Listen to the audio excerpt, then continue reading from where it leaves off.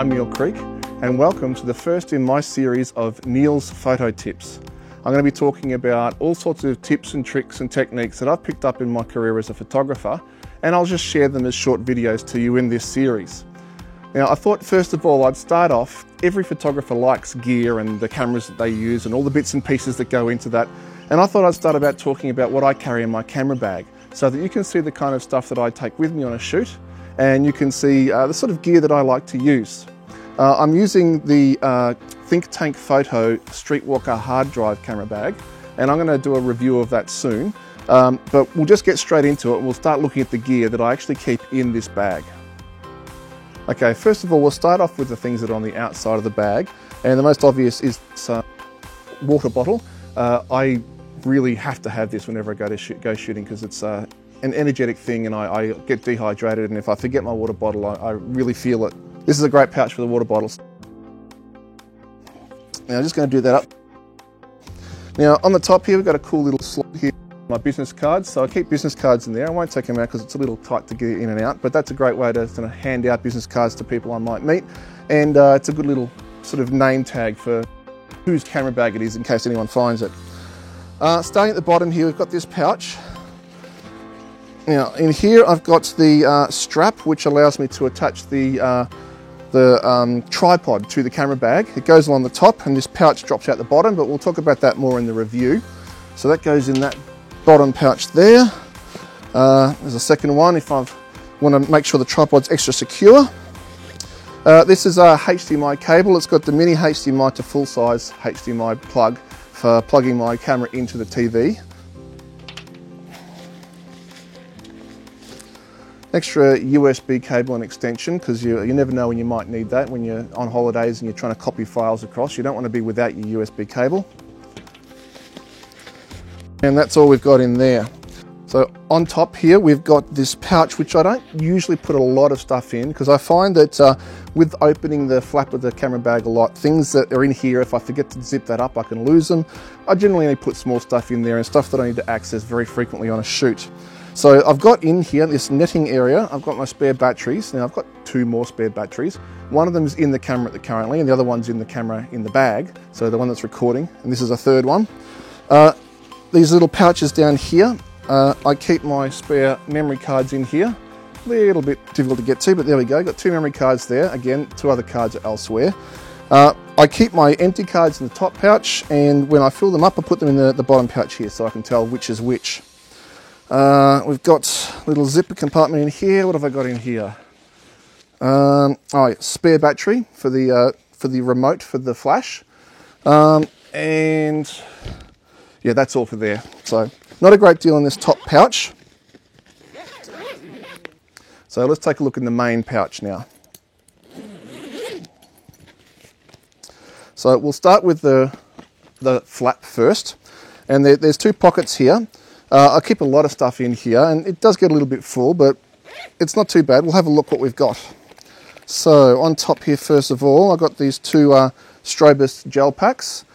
These are basically just coloured gels which I can use to put over the top of my my flashes for different coloured effects, and I have two of those so I make sure I won't run out.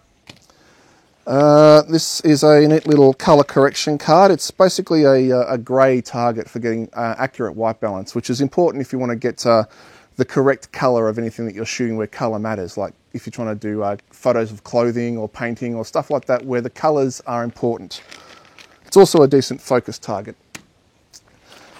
Spare batteries, lots of spare batteries, AA's in particular. I need them for my studio flash trigger. They run out quite frequently and it hasn't got an off switch, so if I forget to take them out then I'm out of batteries, so I'm paranoid, I'll run out. I always keep lots of extra batteries. We've got a 9-volt battery as well. That's for the microphone for the camera, the boom mic that sits on top of the camera. Lens cloth, never go anywhere without your lens cloth. This is a tripod hot plate which I just keep handy so I can put on and off my camera or my telephoto lens for putting on the tripod. Allen key for attaching said tripod plate. Also, the handiest little piece of hardware equipment you'll ever get, a small coin. I use those for putting anything with a screw onto the camera. Generally it's the tripod mounts. If the Allen key isn't handy or there's other reasons, there's other things that don't fit the Allen key, I can use these to attach with a screw. So that's the first pouch. The larger one, we've got duct tape or gaffer's tape. You can never do without that, although I need to get some more, it's running low. What else have we got? Cable release. This is really important if you want to trigger your camera without being touching it, without shaking it. And that's great for long photos, long exposure photos, anything that's on a tripod. Get yourself a cable release if you can afford it. They're really quite cheap and very handy. A little air blower, which is used for keeping the sensor clean. This is a little sample deodorant that was delivered in the mailbox, and it's really handy to have if you're at an event like shooting a wedding or at a convention and it's been a long day, you've been a bit sweaty, you don't want to make the other guests feel uncomfortable, so that's a must-have. Another lens cloth, can't have too many of those. Some more sensor cleaning equipment. This is just a sensor swab. This is great if you've got dust that you can't budge with the blower. Little bits and pieces here that all go together to make the wireless remote trigger. It's like the cable release, except this works with a wireless system. So this little trigger receiver here is triggered by this transmitter, and you can program it with, it's called an intervalometer. It's a wireless intervalometer. You can program it with lots of different shutter frequencies for time-lapse and stuff like that. And this is a cable that you can use to substitute for the wireless to trigger it cabled, so you don't use as much battery and you don't have to worry about radio ranges, frequency ranges. A couple of little bits of Velcro which I can cut off and stick on with little stickers on the back, and that's used for attaching various things to flashes or what have you. A little bit of Scotch tape, sticky tape. Another Allen key. Another tripod plates and another screwdriver. And this is a cool little tiny little ball head tripod mount which you can use to attach to a hot plate on top of the camera. It's a little cold plate attachment, and you can use that to put lights or other things on top of the camera or anything that accepts a cold plate and point it in any direction. So it's small and light, but it's very handy. And that's that for that pouch. Now I move on to the main attraction here, which is the main compartments of the bag. I'll start in the middle. I've got my big telephoto lens here. This is the Sigma 50 to 500 millimeter lens. Now I'm going to be talking in more detail about all of my gear in sort of reviews in future videos, but this is a fantastic lens. Huge range, 50 millimeters to 500 millimeters. Pretty good image quality, optical stabilization, and it's not too heavy. It's about the size and weight of a 1.25 litre bottle of soft drink. The main attraction, of course, is the camera itself. I've got the 5D Mark III, and attached to that I've got the Canon 24 to 70 f2.8 L series lens. It's got a huge hood which is mounted on in reverse, so it doesn't take up too much room in the bag. And attached to that I've got my preferred camera strap, which is the Sun Sniper from California Sunbounce, I believe the company is, but sunsniper.com. I'm going to do a more in-depth review of this in the future, but I really like this strap. It's probably the best, for me, compromise between sort of the around the neck versus the over the shoulder versus the holster grip. I find this to be the best for me. Moving into the back compartments, I've got two flashes here. I put them in one of these slots here because they're nice and deep in this bag, and I can put them with the flashes bent over. I can put them back to back like that, and it fits quite neatly. We've got the Canon 580EX, the first version. This is an expensive but very powerful and flexible flash. It's got lots of controls for the power. It can do automatic through the lens metering when attached to the camera. Very powerful, very good, quite expensive. And by comparison, here I've got the Lumo Pro LP160, which is the second model from this line. It's a lot cheaper. It's just as powerful as the 580EX, but it doesn't have any automatic features. It's manual control only. It's got zooming and fine grain control of the power down to 1/64th, but it's all manual. You can't get the camera to control this at all. You have to take control yourself. To trigger these flashes off camera, I've got CyberSync receivers and a transmitter. This is what that small battery was, the coin cell battery and the top pouch is for. These are about $100 each, and I have a transmitter and 4 receivers. Now you might be thinking, I've got 2 flashes there, why do I need 4 receivers? Well, I carry with me another bag called a stand bagger that lets me carry 2 stands, 2 umbrellas and 2 flashes all in one. So I have 4 flashes available to me to use in the field. So that's what these 4 receivers and transmitter are for. And incidentally, they're not dirt cheap, but they're much cheaper than the Pocket Wizards equivalent, which a lot of the pros use. And I find this really very reliable and quite a decent range. So these are a good compromise in price for performance. Moving up, I've got a couple of smaller pouches here. In this one I keep my fisheye, Canon EF 15mm f2.8. It's not a circular fisheye, it's a diagonal fisheye, which means that the whole frame of the camera is filled by this lens, and from corner to corner of the frame it's a 180-degree field of view. Now, fisheyes are, I won't say controversial, but there are lenses that some people don't like because it really doesn't suit their photographic style. For example, they're not good for portrait shots unless you're going for something that's quirky and humorous or a bit unusual. They're not a flattering portrait lens. But I find it really flexible and a lot of capabilities for a variety of different shots. I do love taking those fun portrait shots, but it's also great for super wide angle landscapes. I also use it frequently for creating 360 spherical panoramas, and this is an excellent lens for that. Being f2.8, it's nice and fast. Being a prime lens, it's nice and sharp as well. Fantastic for night sky photography too. And in this pouch, we've got the lens that every photographer should have, the Nifty 50. It's a very cheap lens. It's plastic construction, so it's a little bit not very durable, but that helps keep the price down. But the reason why it should be every photographer's kit is because it's a fantastically sharp lens with very high speed, f1.8, that does excellent results in low light for a very cheap price. You can get these for around about $100 or so. Now, it's a great lens, as I said, for low light. And if it doesn't matter if you don't have a zoom function, if you can move in and out to get the shot that you need, and you're in low light, this is a great lens to turn to for things like wedding receptions or other events in low light. It's also an excellent night sky photography lens, being very, very sharp and very, very fast. So you can get the shots of the faint stars with shorter exposures, meaning less trailing. And in the same pouch, I've got my macro extension rings. Now, these are just very, very cheap aluminium tubes. Nothing in there, no lenses, it's just straight through. They screw together, and there's 3 different spaces that allow you to get a greater distance or a smaller distance between the lens and the body of the camera, which allows you to move the lens closer to the subject while still being in focus, allowing you to get super close-up shots, macro shots. It's very cheap and it's very light, so I just carry it with me everywhere I go because I never know where I'll need it. Bayonet mount front and back, and I'll talk about that a bit more in a future video. Getting towards the end here, I've got this. This is not something I carry with me all the time. It's fairly bulky, a little bit heavy, takes up a bit of room, fits perfectly in this pouch here though. And it's my panorama head. And this is what I use to get 360-degree panorama photos. Hot plate goes on the bottom of the camera.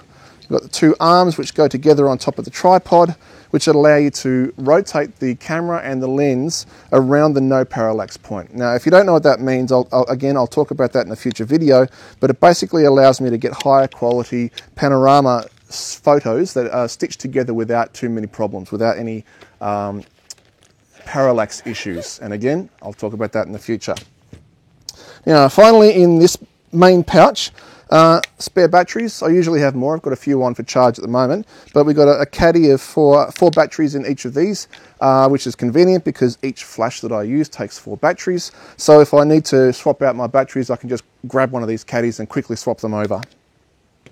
I'll just show you quickly, this is what the bag looks like for all the different pouches you've got there. So it all fits in there quite neatly. And this kit that I carry with me all the time, it varies slightly from shoot to shoot. Instead of the panorama head, I might take lights for video, bits and pieces like that. I'll take things out if I don't need them and put them in if I do. Particularly, for example, if I'm going for a walk and I want to lighten the load, I'll take out some of the gear that I know I won't need. One of the first things to often go is the telephoto, because that's a huge lens and it weighs quite a lot. Now there's one more pouch in this camera bag that I really like, and you'll be amazed how much you can fit in it. Now this bag is called the Streetwalker hard drive. The reason for that is because it has a pouch in it that's designed to allow you to carry your laptop. Now, I don't generally carry my laptop with me on photo shoots. Well, it's not meant for photo shoots, I suppose. It's for someone who's in the field and needs to process their photos while they're out. But I do put other stuff in here, and as I said, I can fit a lot. Now, I mentioned earlier, every photographer should have the 50mm lens, the Nifty 50. Bang for buck, it's outstanding. Another piece of bang for buck gear that every photographer should have is one of these 5-in-1 reflectors. Now, I won't show you all the uses for it at the moment, but you can see it folds up like this and allows me to carry with me wherever I go a nice reflector to improve the quality of light on my subjects, particularly in portraits. I'm not going to put this on the table because it might pop open, so put it aside for now. Also in this slot, I've got a LumiQuest softbox. Now, this is a cool little vinyl folding up box that you can create and put around your flash. You can construct it like this, and with a bit of Velcro on your flash, you can attach it to the flash itself through there, and it's a softbox. Now, it's not a huge softbox. It's not going to give you really soft light at a distance, but if you're doing close-up portraiture and you want to get some soft light, you can move this right in close to your subject, and that'll really soften the light because the size of the flash here is going to give you very hard light, but up close, something this big is going to make it much, much softer. And it folds down to something really small and about the size of a small laptop, so it fits in this pouch. In addition to that, inside the softbox, when it's broken down, I carry a few pieces of white craft foam, which I've stapled on some Velcro, or black and white, and I use these for various things as well for the flash, so like a snoot, which lets me narrow the light going through it, or a flag, or a reflector, or all sorts of things. I can just cut these up as I need them, stick on some of the Velcro that I carry in my bag, and make a reflector or a snoot or any sort of lighting modifier for a small flash that I need while I'm on the go. And it fits in nicely in here, taking up essentially no room at all, and I can slip that straight back into the laptop pouch. And finally, and when I was able to fit this in my camera bag, I amazed myself. It's really cool that I can fit this in with all that other gear. The Orbis ring flash. Now this is an attachment that goes on the end of my flash. Let me just take off the Velcro strap, pop this up, and you pop it in here. And when you trigger this remotely off the camera, the flash fires up into this ring and it illuminates the whole ring. And then you point the camera through this. And that gives you an even shadowless light, which is sort of, it's famous in the makeup and modeling world for beauty shots, for close-up photos of faces. You see it all the time in fashion magazines, but you can use it for all sorts of things. You can take it off the camera and use it as a slightly larger than normal light. You can, well, we'll talk about that in a future video, but it's a very versatile light.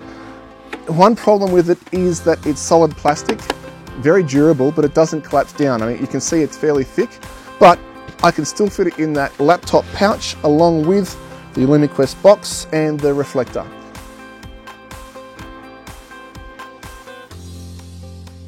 So, as you can see, I can fit an awful lot in this bag, and it does weigh a bit together, but the bag puts it all in comfortably and it's comfortable to carry.